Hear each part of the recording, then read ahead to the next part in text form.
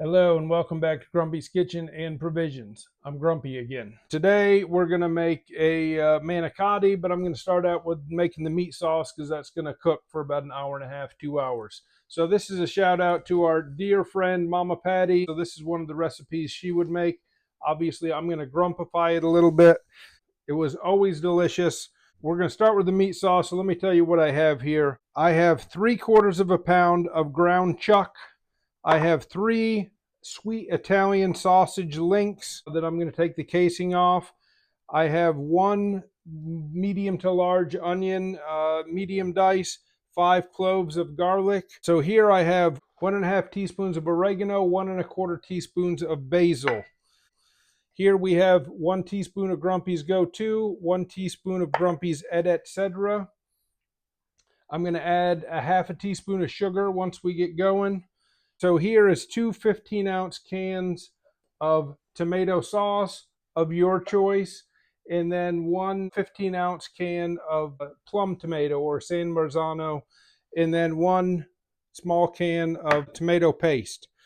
So that's the ingredients. You want a heavier bottom pot, a Dutch oven. I'm going to turn this on to a medium high. I'm going to put in a garlic infused olive oil, but you can put in whatever you want. Oil of your choice. We're going to let that heat up. Instead of buying ground sausage, if you get the links, just give it a cut along the side and then take it out of the casing. So there you go. Now you have just ground sausage. We'll throw our casing away. Do the same thing on there. Remove the casing. Remove the casing. So this is about 3/4 of a pound of ground chuck, 3/4 of a pound of ground sweet. I'm using sweet Italian sausage, but you could use regular or mild or hot, whatever your preference is. We get our wooden spoon. Just going to chop the meat up. Just going to brown this for a couple of minutes. I'm going to add my onions in.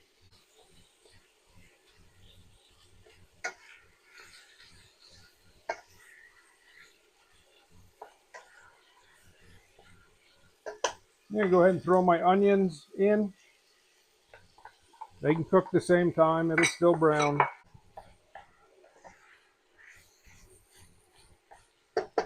If you have one of these nifty jobbers, they're pretty awesome.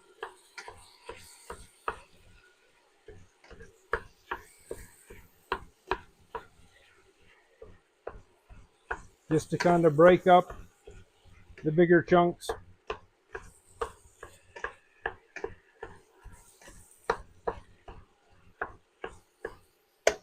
Shout out to Cheryl Valentine for getting this for me several Christmases ago.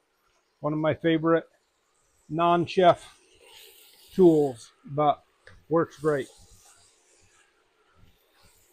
I'm going to go ahead and throw our garlic in.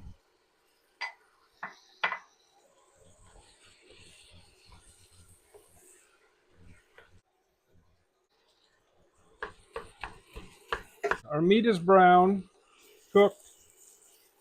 So now I want to drain some fat off. So kind of move the meat to the side, let the fat drain. We're just going to put a paper towel down there, 2 or 3 sheets, and try to absorb the excess fat. Now we're going to add our seasonings. There's our Go-To and our Edette. Sauce in. Go in with our 1/2 teaspoon of sugar. Now we're just going to give this a stir. We want to reduce it to a simmer and let it go for about an hour and a half. Don't forget to add your tomato paste.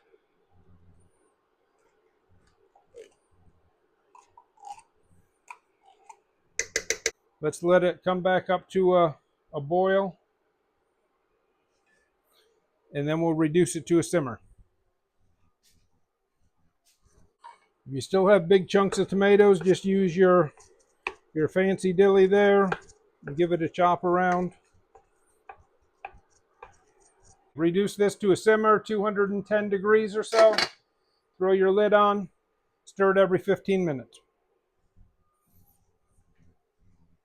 Meat sauce is done. It's been about 2 hours. Let's have a look at this meat sauce. Look at the texture, the thickness. So this would be good right now. I mean, if you just wanted to cook some spaghetti or a linguine and just have it with a nice rich meat sauce, that would be fine, but this is going to be the base and the topping for our manicotti.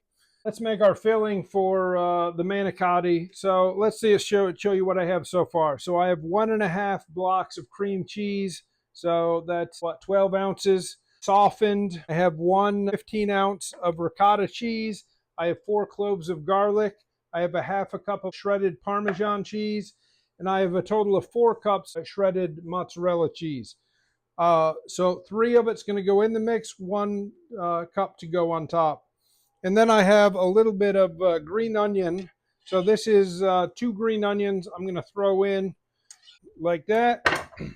Now we're going to go with a dash of Grumpy's at Etcetera, a dash of Grumpy's Go-To. We're going to do 1 teaspoon of oregano and some fresh cracked pepper, a quarter, 1/2 teaspoon. I'm going to go in with my ricotta cheese. We're going to give this a stir just to incorporate, and this is why it's important that your cheese is room temperature, your cream cheese. So all this incorporates nicely. We're going to go in with I'm going to reserve a little bit of our mozzarella for on top. Let's mix that in. And this is going to be enough filling for 1 8-ounce package of manicotti shells. I think there's, I don't know, probably a dozen, whatever it is in an 8-ounce container. Then I'm going to go with my 3 cups of mozzarella cheese. And it is better to shred your own. I know it's a pain in the butt. It doesn't have any of the unnecessary things in there. The powders, the corn starches, the whatever, to keep it from clumping. So if you can do your own, that's always better. So give that a stir to combine everything.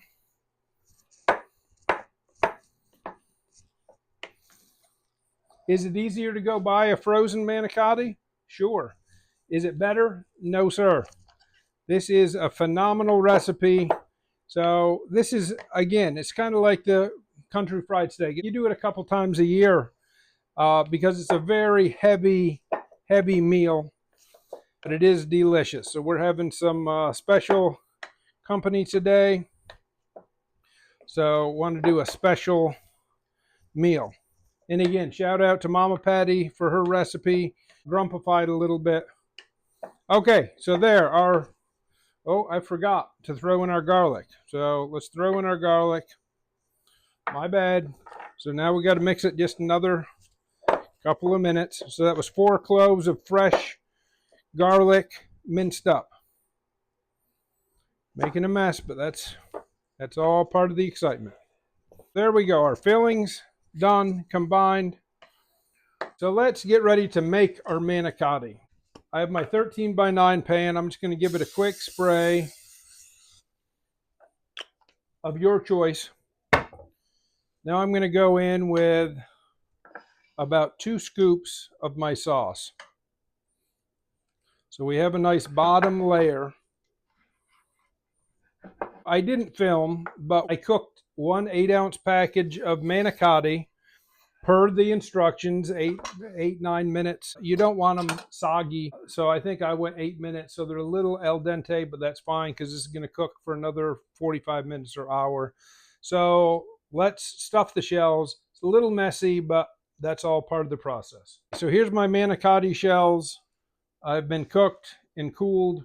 So, you know, some of them are broken a little bit. that's fine. They're actually almost a little easier to stuff. This gets messy, so I'm just going to take about, I don't know, half a cup or so, and we're just going to roll them out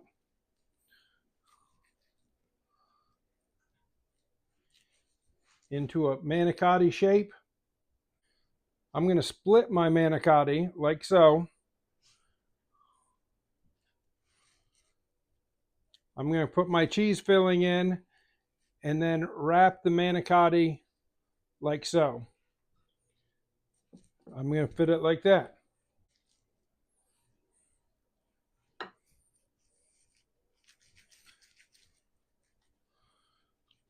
Just roll it out to the appropriate size. Stuff your cheese like so. If it broke a little bit, that's fine. Like that.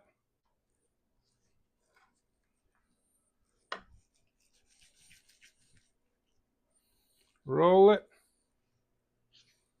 Stuff it. Squeeze it together. Okay, so like I've said before, if you make a mess, wipe your edge, especially when it's going in the oven and is going to get baked on, because then it's way harder to come off. So wipe your edges. Grumpy did make a mess. So I did end up squeezing all the shells in. So there you have, all your manicottis are prepped. So now we're going to go with the sauce on top.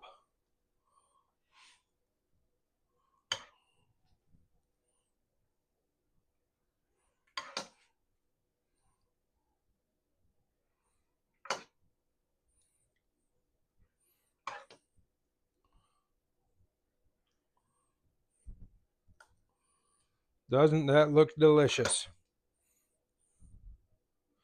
So I'm going to reserve, I mean, there's probably at least a third of the sauce left that I'm going to serve with the dish, so people that want a little extra can put a little extra.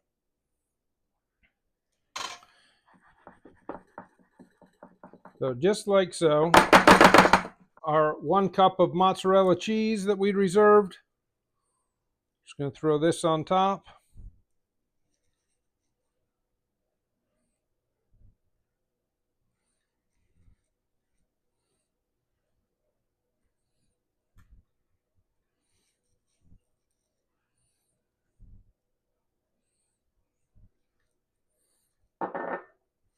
Our little bit of Parmesan cheese. If you want more, by all means, but just remember how much cheese is already inside. Now we're just going to put a little bit of fresh parsley on there. Then we're going to wrap this with foil lightly. Let me show you another trick. So Grumpy has obviously the big industrial foil. We're going to tear our foil. Since we have cheese, we don't want the cheese or the red sauce to kind of eat through the aluminum. So we're just going to spray our aluminum like so. So that way it doesn't stick.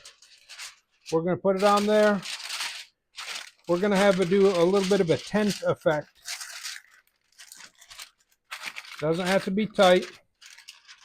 Then put your finger in there, tent it up a little bit so it's not touching the bottom. We're going to go in the oven for about 45 minutes or so, just to cook everything through, and then pull it out, and you'll see what it looks like here shortly.